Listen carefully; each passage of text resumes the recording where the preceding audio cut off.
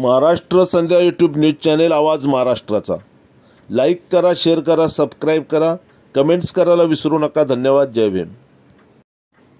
नमो बुद्धाय। जय भीम। नमस्कार। भारतीय बौद्ध महासभेच्या राष्ट्रीय संरक्षक महाउपासिका श्रद्धेय मीराताई आंबेडकर यांचा 89वा वाढदिवस डॉक्टर बाबासाहेब आंबेडकर भवन दादर येथे भारतीय बौद्ध महासभेच्या वतीने मोठ्या उत्साहात आणि दिमाखात साजरा करण्यात आला। या कार्यक्रमामध्ये भारतीय बौद्ध महासभेचे राष्ट्रीय ट्रस्टी आणि चेअरमन आदरणीय हरीशजी रावलिया यांनी महत्त्वपूर्ण भाषण केले। ते आपण या व्हिडिओतून पाहू शकता। धन्यवाद।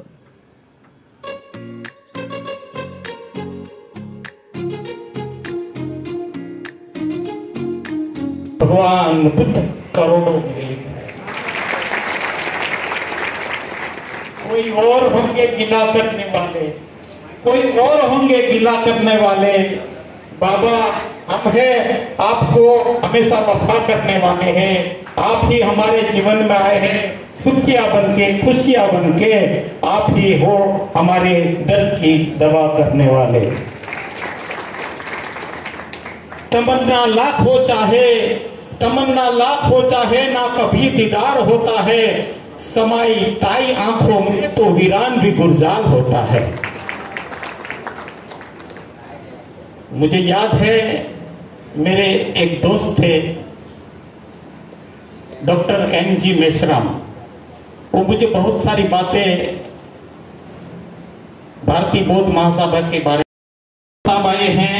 हमारे भंडारे साहब, हमारे वानखेड़े साहब, हमारे गायकवाड़ साहब, बहुत सारे जो यहाँ जो लोग हैं, इतने दिल और प्रेम से जो ताई को आप लोग जो मानते हैं और उनकी जो सराहना करते हैं। आज मैंने देखा कि वो कितनी धन्य है ताई कि आप सभी का स्नेह, इतना उनको सभी का स्नेह मिला। और वो स्नेह इसीलिए मिला कि ताई भी आपके बारे में इतना सोचती थी। उनके साथ में जो भी जाते थे तो उनके बारे में उतना सोचती थी। 1977 की बात है, यशवंतराव आंबेडकर साहब जी का देहांत हुआ। राजगृह में उनकी बॉडी पड़ी थी और उस समय प्रश्न ये आ गया, क्योंकि छोटे थे, भारतीय बौद्ध महासभा का सुकान किसके हाथों में देने का? भारतीय बौद्ध महासभा का सुकान यशवंतराव साहब के बाद में किसको देने का, ऐसा प्रश्न खड़ा हुआ। तो वहां कुछ लोगों ने, जो पढ़े लिखे लोग थे, वो लोगों ने कुछ कुछ अलग अलग बातें बताई। लेकिन हमारे जो एन.जी. मेश्राम जो है, उस समय और बुद्धिस्ट सोसाइटी ऑफ इंडिया के मुंबई प्रदेश के थे। एन.जी. मेश्राम, नारायण प्रसाद मेश्राम, और बाद में अपना सिद्धार्थ कॉलेज में लॉ कॉलेज के प्रिंसिपल थे। लॉ कॉलेज के प्रिंसिपल थे। वडाला में जो अपना लॉ कॉलेज चलता था, वहां वो प्रिंसिपल थे। उन्होंने मुझे बताया कि जब भी बॉडी पड़ी है और वहां जैसे ज्योतिकर साहब थे, रामटे के साथ बहुत सारे ट्रस्टी लोग भी इकट्ठा हो गए, तो सब लोगों ने सोचा कि भाई मीराताई तो इतनी पढ़ी लिखी नहीं है, तो अपने को तो ये जो बुद्धिस्ट सोसाइटी ऑफ इंडिया है उसको पूरा विश्व में लेके जाने का है, तो कैसे क्या करना चाहिए। तो मेश्राम जी ने कहा कि धम्म कार्य में जो मीराताई, यशवंत आंबेडकर साहब के बाद में जो मीराताई का कार्य है, उनको जो यहाँ तक वो कार्य कर सके, उसका एक ही कारण है कि मीराताई का उनके ऊपर पूरा सपोर्ट था। वो कहाँ भी जाने का, आने का, तो जब तक हमारी अर्धांगिनी है वो हमको घर से छोड़ेगी नहीं, हमको घर से जाने नहीं देगी, तब तक हम लोग कार्य नहीं कर सकते। आप भीमराव साहब आज जो कार्य कर रहे हैं, उसका भी कारण यही है।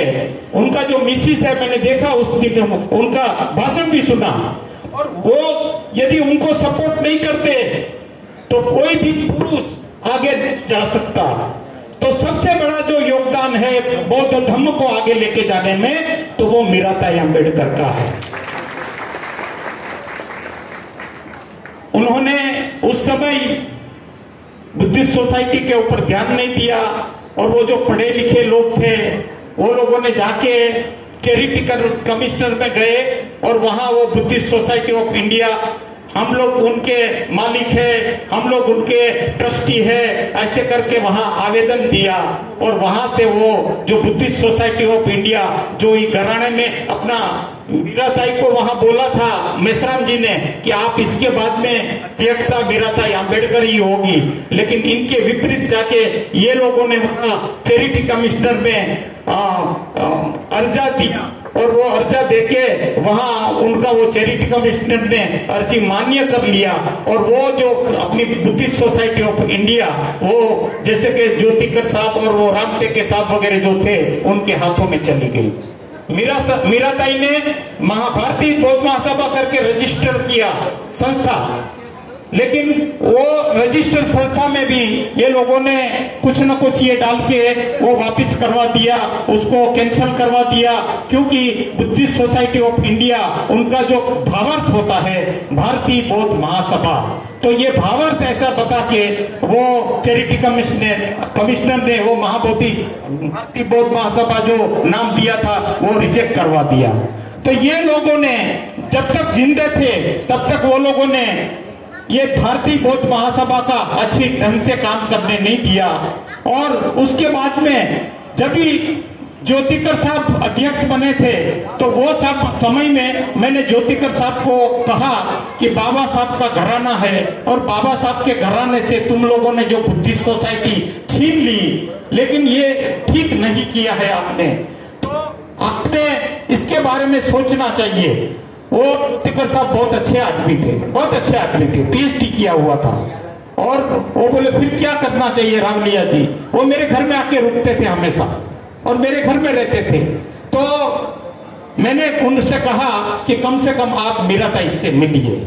तो हम लोग ज्योतिकर साहब को लेके मीराताई जी के घर में गए। मैं बोला आप सरेंडर करो और मीराताई के सामने हम लोग कुछ भी नहीं है, बाबा साहब का जो खून है अपने को खून को ही साथ देना चाहिए, ऐसा करके उनको लेके गया उस समय। लेकिन उस समय ऐसा हो गया जैसे अभी बताया, मीराताई बहुत स्वाभिमान थे, बहुत स्वाभिमानी थे। उसने ज्योतिकर को दरवाजे में देखा, जैसे दरवाजा हमने नॉक किया खोला, ज्योतिकर साहब को देखा तो बोला अरे ज्योतिकर तू, ऐसा करके जो दरवाजा खोला मेरा अंगुली में आते आते रह गया, ऐसा दरवाजा बंद कर दिया। बोला हमको ऐसे लोग नहीं चाहिए जो हमारे से वफा नहीं करते, हमारे से वफा नहीं करते, ऐसे लोगों को हमारे पास में बुद्धिस्ट सोसाइटी ऑफ इंडिया का कोई काम नहीं है, ऐसा करके वहां से हटाल दिया। ये सही बात है, ये बहुत सही बात है। और ये तभी मुझे उनका जो डेरी थे, वो जो स्वाभिमान था, तभी मुझे परिचय हुआ कि नहीं इनमें कुछ न तो कुछ है जो भगवान बुद्ध का धर्म ये लेके जा सकते हैं।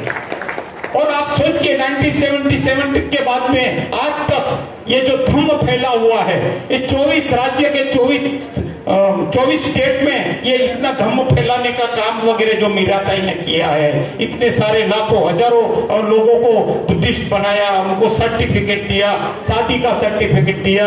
मैं तो यशवंतराव जी का भी बहुत आभारी हूँ, उन्होंने जो बौद्धाचार्य लोगों का जो बनाने का काम किया। आज शादी ब्याह वगैरह भी जाते हैं तो हमारे बौद्धाचार्य वगैरह जाते हैं। तो ये जो है ना, ये अपना ऐसा धम्म का फैलावा बाबा साहब ने कहा था। बाबा साहब ने जब 1956 में ये बुद्धिस्ट सोसाइटी ऑफ इंडिया के द्वारा, इसीलिए बुद्धिस्ट सोसाइटी ऑफ इंडिया की स्थापना की थी कि ये संस्था द्वारा वहां नागपुर में जो 56 में जो बाबा साहब ने जो धर्मांतर किया, वो इसीलिए ये संस्था बनाई थी बाबा साहब ने। और वहां बाबा साहब ने एक बोला था कि मैं पूरे भारत को बौद्धमय करूंगा। ये आज हम जो बोलते हैं, एक्चुअली बाबा साहब के ऐसे वर्ड कभी नहीं थे, बाबा साहब ने ऐसा कभी नहीं बोला। मैं आपकी जानकारी देता हूं, बाबा साहब के जो वर्ड थे, जो वर्ड टू वर्ड मैं आपको बताना चाहता हूं। बाबा साहब ऐसा बोल ही नहीं सकते कि मैं पूरे भारत को बौद्धमय करूंगा। इस देश में मुसलमान रहते थे, इस देश में क्रिश्चियन रहते थे, इस देश में सिख रहते थे, इस देश में दूसरे पारसी लोग थे दूसरे। बाबा साहब कैसे बोल सकते मैं पूरे भारत को बौद्धमय करूंगा? पूरे भारत को बौद्धमय करना ऐसा हो गया कि तुम मुस्लिम लोगों को भी मैं कन्वर्ट कर दूंगा, सिख को भी मैं कन्वर्ट कर दूंगा। ऐसा हो सकता है क्या? बाबा साहब ऐसे बोल सकते हैं क्या? बाबा साहब बोले थे वहां जो 5-10 लाख लोग जो थे उनके सामने, उनको देख के बाबा साहब ये बोले, बाबा साहब ये जो धम्म की लाट आई है मेरे सामने, ये लाट वापिस कभी जाने वाली नहीं है। बाबा साहब के ये वर्ड थे, ये लोग लाट आई है यहाँ, ये अभी जाने वाली नहीं है, अभी धम्म का जो कारवां है वो रुकने वाला नहीं है। और बाबा साहब के बाद यशवंतराव जी ने और उसके बाद में मीराताई जी ने, ये जो बाबा साहब ने जो ये रथ लेके गए, बाबा साहब ने कहा था मेरा रथ आगे न लेके जाओ तो कुछ भी नहीं, लेकिन पीछे मत लेके जाना। और ये घराने में बाबा साहब के बाद में यशवंतराव अंबेडकर जी ने पूरे भारत में फैल के धम्म फैलाया। उसके बाद में मीराताई ने हाथ में ये सत्ता ले ली और सत्ता में लेके फिर ये जो धम्म का जो रथ यहाँ तक लेके आए हैं। तो आपको मालूम है कि अभी ये भारत को बौद्धमय करने से कोई रोक सकता है क्या? अभी कोई रोक सकता है क्या? अभी हमारे सामने कितना भी कोई भी हो, अभी हमारे संविधान बदलने की बात करता है। संविधान तो पूरा भारत का बौद्ध धर्म का इतिहास है, बाकी कुछ भी नहीं। संविधान जो है पूरा भारत है। तो ये भारत को हम बदलने देंगे क्या? ये संविधान को बदलने देंगे? हमारा खून का एक एक कतरा जो है, खून का एक एक कतरा, बाबा साहब ने जो तकलीफें बैठी, रमाई ने जो तकलीफें बैठी, अपने 4-4 बच्चों का बलिदान किया बाबा साहब ने। और ऐसे इतना जो उन्होंने बाबा साहब ने जो बलिदान दिया है, क्या हम ये उनका बलिदान व्यर्थ जाने देंगे क्या? आप बोलिए, क्या व्यर्थ जाने देंगे? हमारा एक एक लहू का कतरा ये संविधान बचाने के लिए आगे रहेगा। हमारा एक एक खून का टीपा संविधान को कोई भी हाथ लगाएगा तो उसके हम हाथ तोड़ देंगे। मीराताई जी, अभी जो कारवां हमारा लेके जाने का है उसके लिए आप जो सभी साथ देंगे, उनको सभी लोगों को साथ देना पड़ेगा ये धम्म को आगे बढ़ाने के लिए। मीराताई जी ने जो ये रथ यहाँ तक लाया है, अपने को ये रथ और आगे लेके जाने का। और मैं देख रहा हूँ भीमराव साहब न दिन देखते हैं न रात, न घर का कहाँ उनको मालूम नहीं, घर का कभी खाना भी मिलेगा, वो हमेशा भागते रहते हैं। आज यहाँ दिल्ली में है तो कभी कानपुर में है, कभी यहाँ है, कभी वहां है, हर दिन। और मैं उनको धन्यवाद करता हूँ उनकी कोशिश को ज्यादा, क्योंकि वो उनको इतना पावर देती है घर पे कि आप जाओ, आप धम्म का काम करो। और ये जो घराना में अभी जो धम्म का कारवां लेके आगे चले,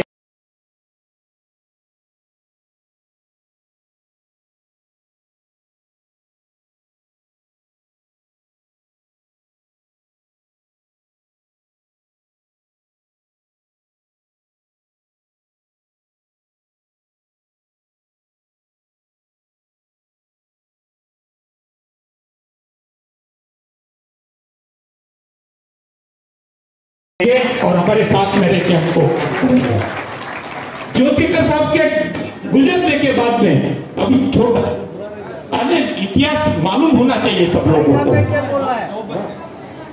तो इतिहास में बता रहा हूं कि कैसे क्या होता है। झंझाड़े साहब को मालूम है, हम लोग मिले थे उस समय, हमारे चंद्रबाबू की पार्टी हमारे पास नहीं आए थे।